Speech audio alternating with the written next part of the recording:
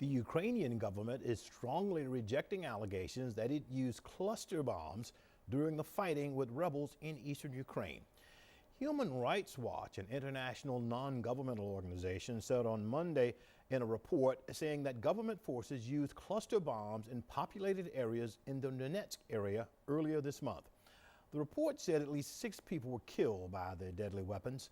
The Ukrainian National Security and Defense Council said insurgents were spreading false information and asked the international observers in that area to provide more details.